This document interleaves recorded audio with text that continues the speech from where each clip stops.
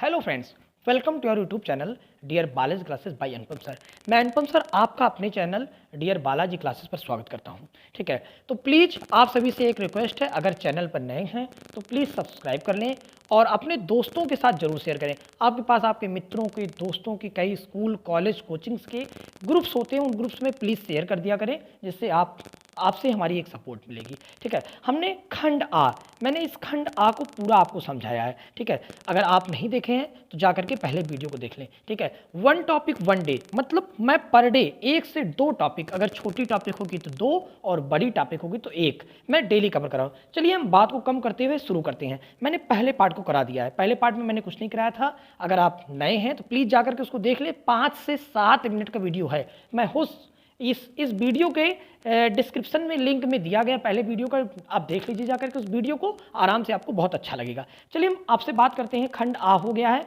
मैं खंड बा की मैं बात करता हूँ। किसकी मैं बात करता हूँ? खंड बा की। चलिए मैं खंड बा में आपको दिखाना चाहता हूँ आपके पास खंड बा में कितने क्वेश्चन है। ठीक है, सबसे पहला क्वेश्चन यहाँ पर दिया गया है खंड बा की अगर मैं बात करूँ, मीटर ब्रिज में। ठीक है, क्वेश्चन नंबर 2 की का की मीटर ब्रिज में लैक्लांसी सेल में, ठीक है, सेल को प्रयोग करने के लिए क्यों प्राथमिकता दी जाती है। मतलब जब हम मीटर ब्रिज की बात करते हैं तो मीटर ब्रिज में हमेशा आपको कौन से सेल का यूज करने के लिए बात किया जाता है, तो आपसे कहा जाता है कि मीटर ब्रिज में आप हमेशा लैंकलांसी सेल का उपयोग करें। ठीक है, चलिए इसके कारण की मैं व्याख्या करता हूं। ऐसा क्या कारण है कि मीटर ब्रिज में, ठीक है, लैंकलांसी सेल का प्रयोग करने की प्राथमिकता दी जाती है। चलिए आते हैं क्वेश्चन नंबर 2 के का पे।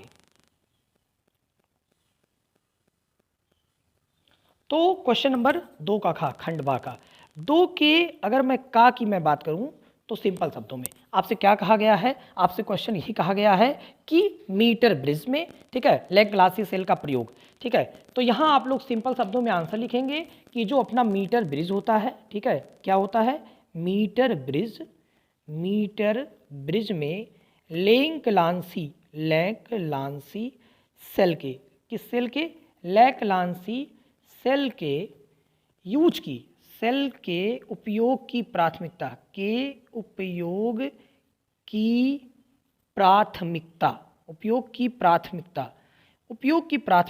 इसलिए दी जाती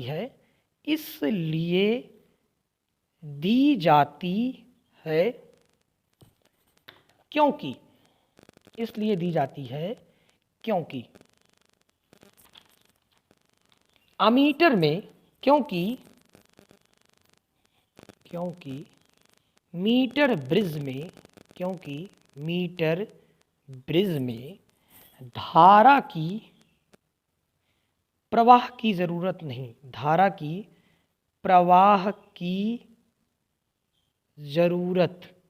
नहीं, बल्कि धारा की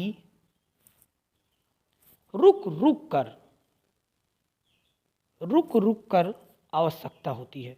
क्या होती है? आवश्यकता होती है।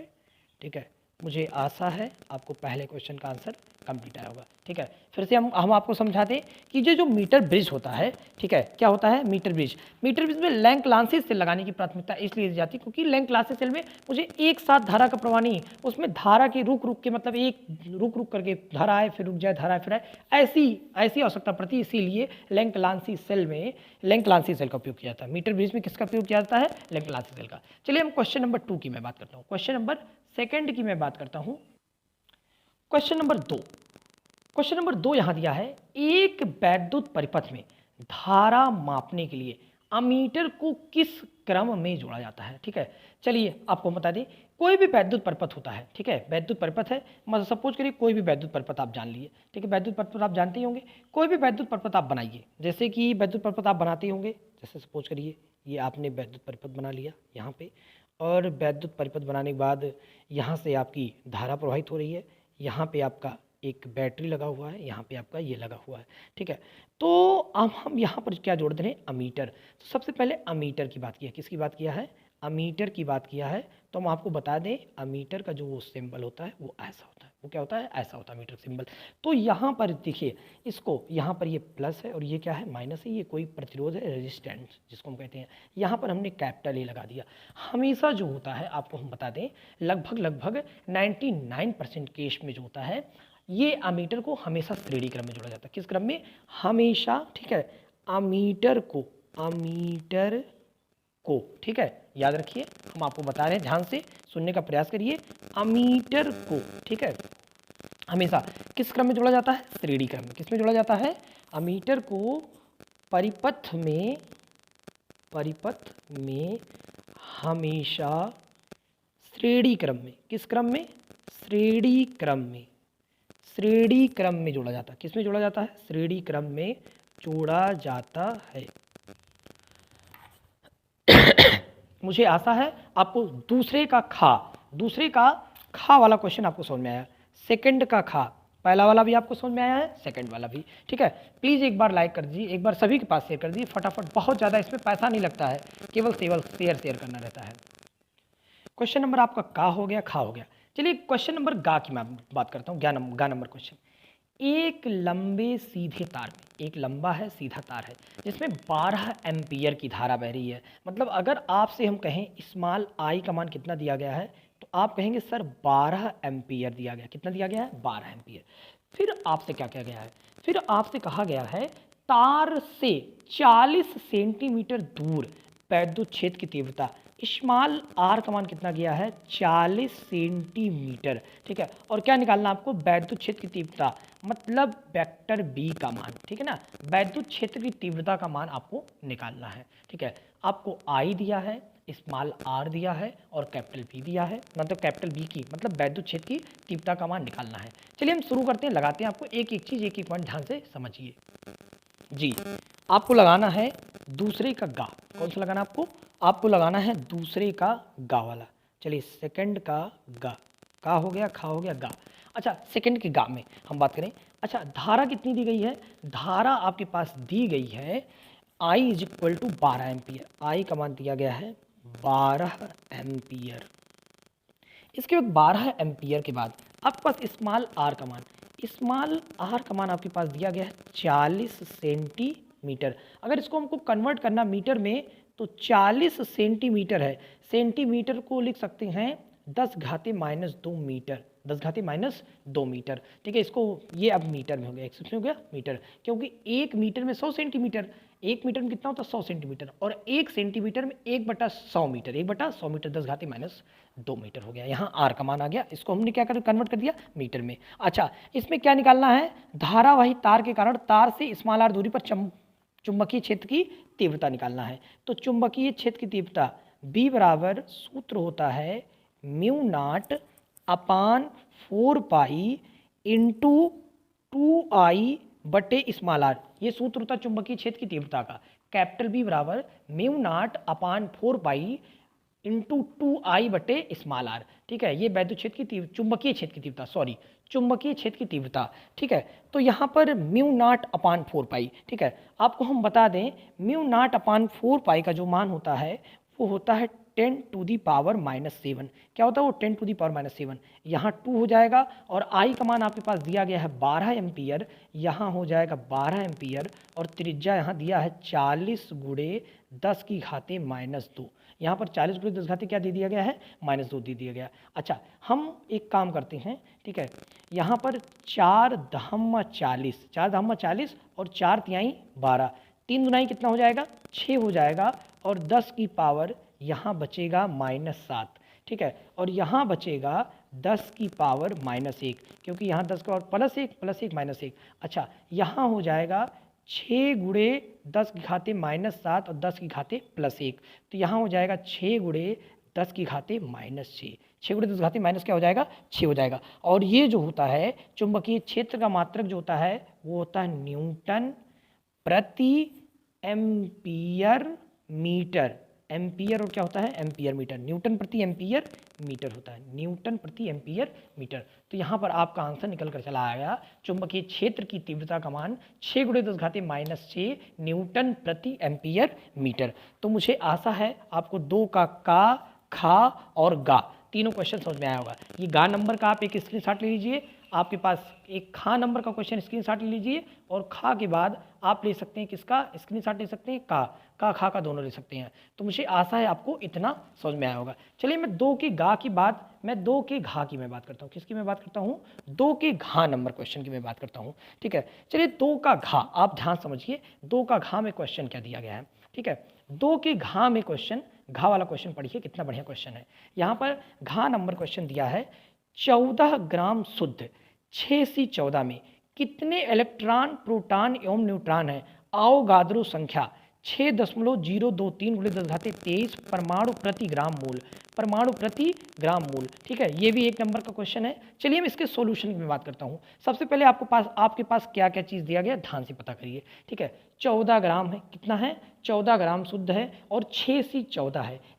इसमें आपसे पूछा है 6C14 में कितने इलेक्ट्रॉन, कितने प्रोटॉन और कितने न्यूट्रॉन है। सबसे पहले मैं ये जो 6 लिखा है, ये प्रोटॉनों की संख्या है। कितने प्रोटॉन हो जाएंगे अपने पास हो जाएंगे 6 प्रोटॉन, अपने पास फिक्स हो जाएंगे कितने, 6 प्रोटॉन।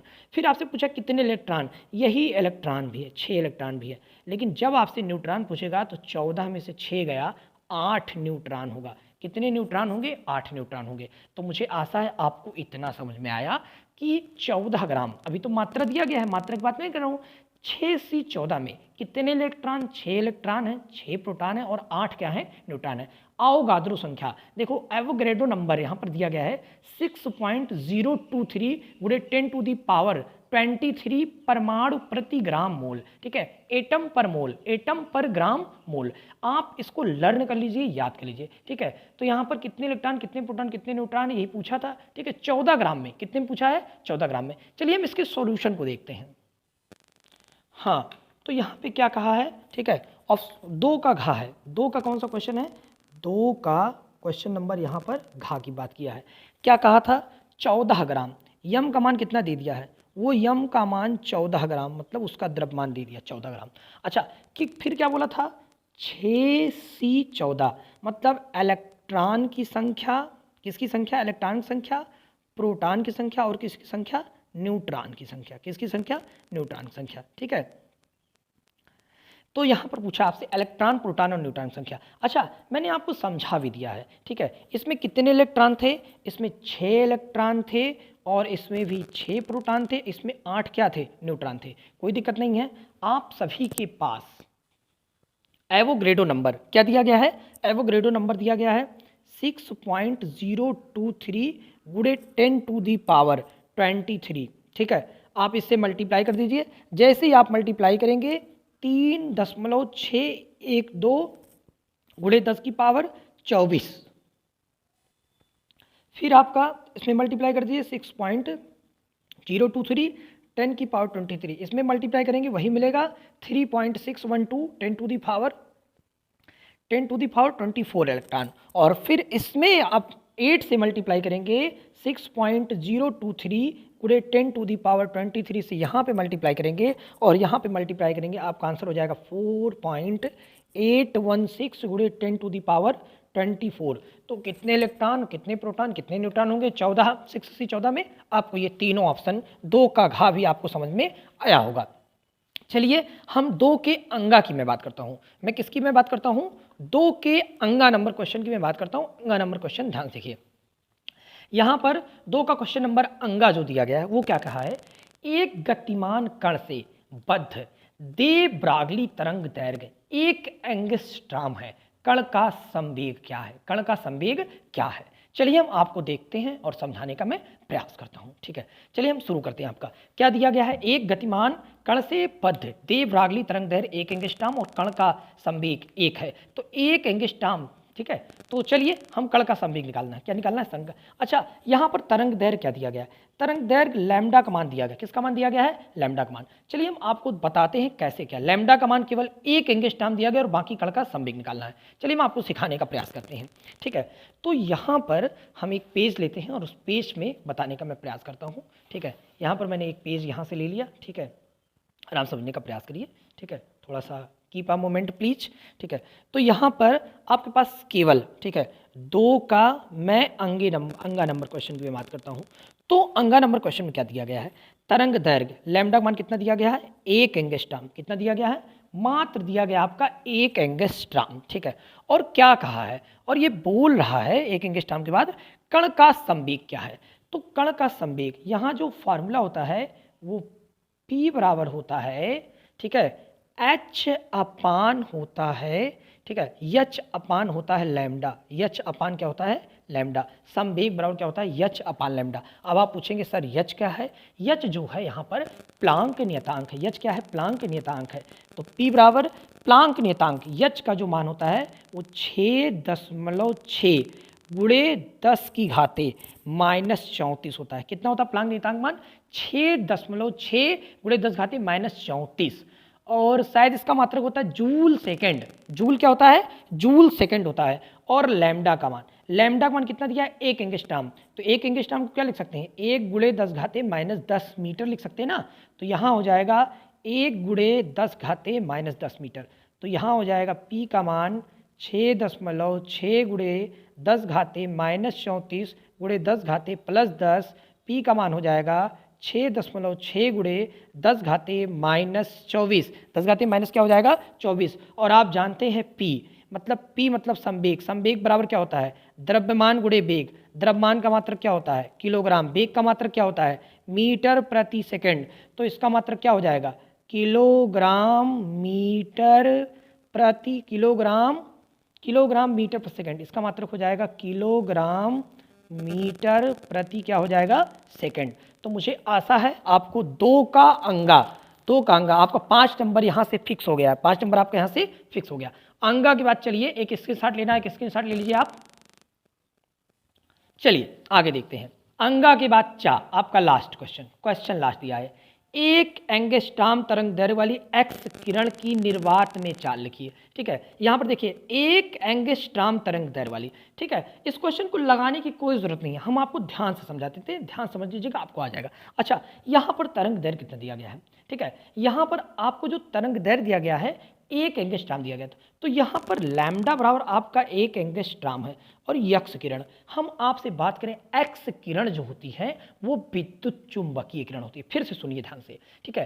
तरंग दैर्घ्य कितना दिया गया है, लैम्डा का मान 1 एंगस्ट्रॉम दिया गया, कितना दिया गया है, 1 एंगस्ट्रॉम दिया गया है। अच्छा फिर क्या बोला है, एक्स किरण, जो एक्स किरण जो होता है वो होता है विद्युत चुंबकीय तरंग होता है। वो क्या होता है, विद्युत चुंबकीय तरंग होगा। अच्छा और मैं आपसे बात करता हूँ, ये जो विद्युत चुंबकीय तरंग जो होता है ये प्रकाश होता है वो विद्युत चुंबकीय तरंग होता है, क्योंकि उसके पास चुंबकत्व गुण और ये वो वाला विद्युतीय गुण, दोनों गुण विद्यमान होते हैं। इसीलिए इसमें क्या, निर्वात में चाल पूछा है, एक्स किरण की निर्वात में चाल, और इनकी निर्वात में चाल जो होती है वो 3 गुणे 10⁸ मीटर प्रति सेकंड, क्योंकि प्रकाश ही होती है एक्स किरण में प्रकाश की चाल। तो प्रकाश की चाल कितनी हो जाती है निर्वात में, 3 गुणे 10⁸ मीटर प्रति सेकंड। तो 2 का खा गा, ठीक है। इसके बाद घा अंगा चा।